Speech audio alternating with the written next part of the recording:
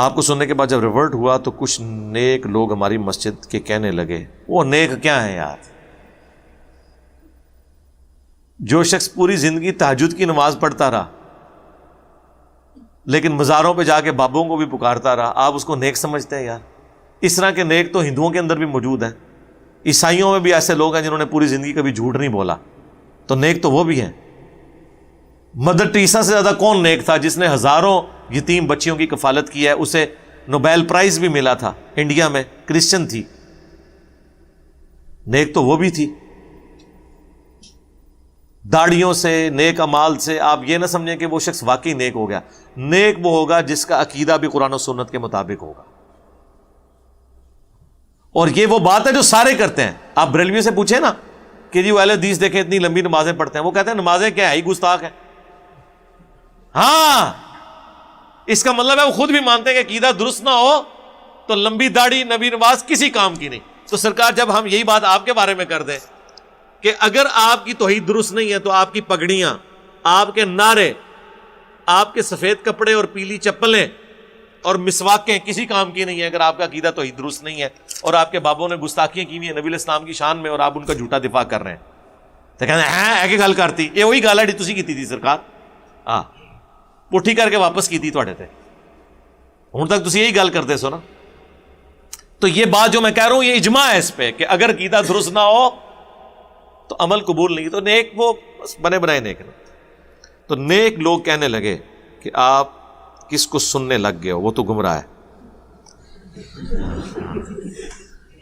نیک لوگ تو آپ نے کہا تھا کہ وہ تو غیبت بھی نہیں کسی کے کرتے، کسی کے بارے میں وہ سخت جملہ نہیں بولتے، کہتے ہیں نا جی صوفیاء ایک کوئی تھپڑ مارتا ہے وہ دوسرا گال پیش کر دیتے ہیں۔ اس سارے صوفیاء میرے کیس جا کے فیل ہو گئے ہیں۔ وہ مصباحی صاحب کو آپ نے دیکھا نہیں ہے، خود بھی روتے ہیں، لوگوں کو بھی رلاتے ہیں، لوگ کہتے ہیں دیکھیں جی کتنی میٹھی میٹھی باتیں کرتے ہیں۔ سرکار جب ساڑھی واری آئی ہے، دنیا کو تو کہتے تھے ہم کافروں کے لیے بھی چادریں بچھاتے ہیں، انجینئر صاحب کی جب باری آئی ہے، تو سڑ تو مر، اس نے مر جانا ہے جی کمرے میں بیٹھ کے، اچھا میں نے مر جانا ہے، تسی ہمیشہ زندہ رہنا ہے، آپ نے بھی مرنا ہے۔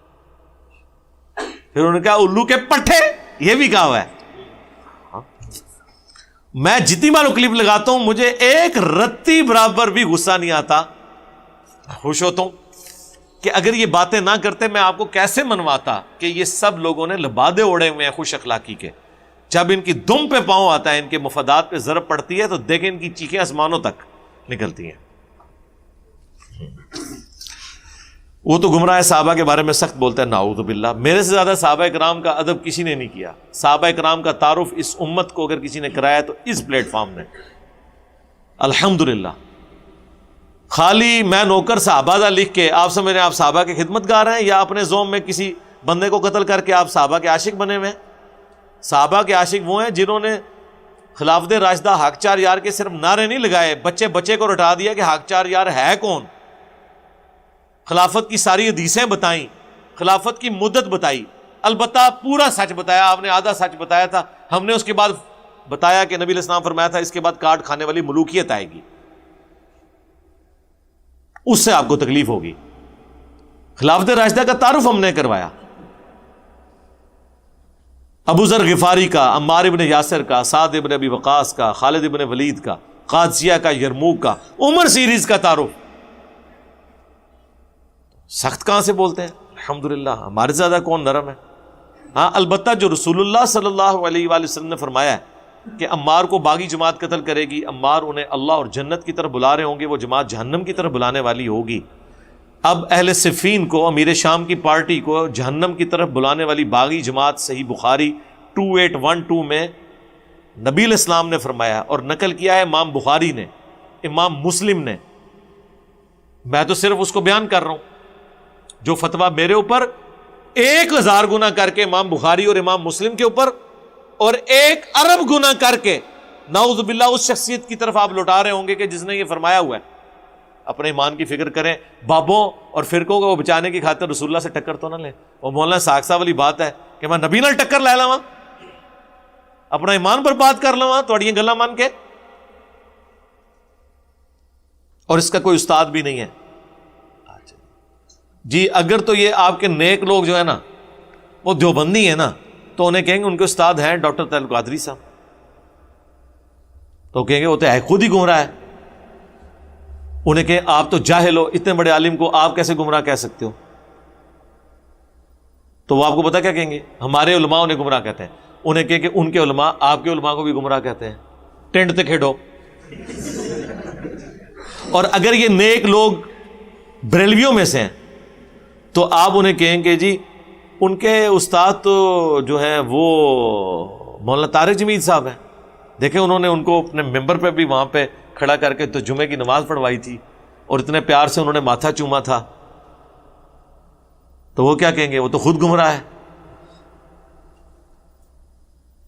اور اگر یہ کوئی اعتراض کوئی اور بندہ کرے تو آپ ان کو اہل حدیث کی مثال دے دیں کہ شیخ زبیر لذیذ صاحب ان کے استاد ہیں، تو وہ ان کو بھی گمراہ کہہ دیں گے.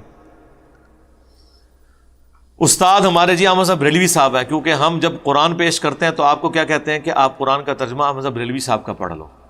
احمد صاحب بریلوی صاحب نے قرآن پڑھ کے جو کچھ آپ کو سکھانا تھا وہ لکھ کے آپ کو دے گئے. تو ہمارے استاد تو احمد صاحب بریلوی صاحب ہیں، ہمارے استاد اشرف تھانوی صاحب ہیں جن کے ترجمے ہم آپ کو بتا رہے ہیں. اپنا ترجمہ کر کے نہیں بتا رہے، وہ آپ کو برا لگے گا. اسی لیے ہم کہتے ہیں، لوگ کہتے ہیں عربی سیکھنی ہے، ہم کہتے ہیں ضرور سیکھو، لیکن تمہارا ترجمہ کسی نے نہیں ماننا، کیونکہ انہوں نے اینڈ پہ پوچھنا کہ تنو عربی زیادہ آندھی ہے یا احمد صاحب بریلوی نو. اگر اینڈ پہ آپ کے ساتھ یہی ہونی ہے تو بہتر یہ ہے کہ آپ عربی ضرور شوقیہ ضرور سیکھیں، لیکن پیرلل میں قرآن ترجمے سے ایک دفعہ پڑھ کے مرنے سے پہلے اپنی اصلاح کر لیں. یہ نہ ہو کہ پوری زندگی عربی سیکھتے رہیں. یہ تو اسی طریقے سے ہے کہ ایک بندے کی گاڑی پنکچر ہو کے میں اپنی فیکٹری لگاؤں گا، بلکہ اس سے بھی پہلے میں اپنی زمین پہ ربڑ پلانٹ کا پودا اگاؤں گا، اس میں سے جب ربڑ نکلے گا میں اس کی ٹیوب بناؤں گا اور اس ٹیوب والی فیکٹری لگانے کے بعد میں پنکچر لگاؤں گا. بس پھر تو بیٹھا رہے اور جنت ہی سائیکل چلائیں گا جا کے. وہ چپ کر کے جو کام ہوا ہوا ہے، اسی کو انگلش میں کہا جاتا ہے کہ ویل انوینٹ نہ کریں، جو آلریڈی کام ہوا ہوا ہے اس کو آگے لے کے چلیں.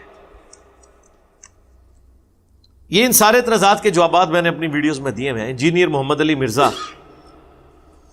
عوام الناس کی عدالت میں 179 مسئلہ میرا 2017 جولائی میں ریکارڈ ہوا تھا، وہ آپ میری ویڈیو دیکھ لیں. علی احسن نقوی صاحب نے مجھ سے 1 to 1 20 سوالات کیے تھے. 1400 سال میں صرف دین اسی کو سمجھایا، نعوذ باللہ. میں نے تو یہ کبھی نہیں کہا، میں ہمیشہ یہ کہتا ہوں کہ 1400 سال میں دین پوری امت نے سمجھا، لیکن اپنی اپنی مرضی کا سمجھا. جس نے جو صحیح دین سمجھا ہوا ہے نا، میں اس کی تعریف کرتا ہوں. جس کے لیے میں نے کہا تھا کہ دنیا میں کوئی فرقہ ایسا نہیں ہے جو میری کسی بات کی تصدیق نہ کرتا ہو. ہماری ہر بات کے ساتھ دنیا کا ہر فرقہ ایگری ہے، مخالف بھی ہے لیکن ایگری بھی ہے. کوئی ایک نظریہ ایسا نہیں ہے جو دنیا میں کوئی بندہ کہے کہ یہ اس سے پہلے نہیں تھا. اگر میں ناسبیت کا رد کرتا ہوں تو شیعہ کر رہے ہیں، وہ کہتے ہیں انجینئر صاحب بالکل ٹھیک کر رہے ہیں.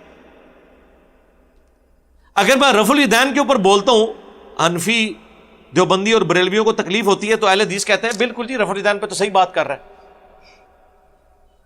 اگر میں کہتا ہوں کہ لبیک یا رسول اللہ کا نعرہ لگانا اگر حاضر و ناظر کا عقیدہ استانت کا نہ ہو، محبت کے اظہار کے لیے، یہ درست ہے، اس میں کوئی مسئلہ نہیں ہے، تو بریلوی کہتے ہیں کہ دیکھیں انجینئر صاحب نے بھی سپورٹ کر دی ہے. لیکن اہل حدیث اور دیوبندی غصہ کھا جاتے ہیں. مجھے بتائیں کہ میں نے یہ ایک عقیدہ ایسا لانچ کیا ہے جس میں سارے میرے خلاف ہو گئے ہوں. ٹائم قیامت تک جو عقیدہ کٹنا جائے، اور میری ذمہ داری ہوگی میں بتاؤں گا کہ نہیں میرے اس عقیدے میں یہ فرقہ میرے ساتھ کھڑا ہوا ہے. تو 1400 سال میں جتنا دین تھا الحمدللہ وہ ٹکڑیوں کی فارم میں تھا. ایک جگہ سے اس پلیٹ فارم سے بیان ہوا کہ ادھر شیعہ ٹھیک کہہ رہے ہیں، ادھر بریلوی صحیح کہہ رہے ہیں، یہاں اہل حدیث حق پہ ہیں، یہاں دیوبندیوں کا موقف ٹھیک ہے.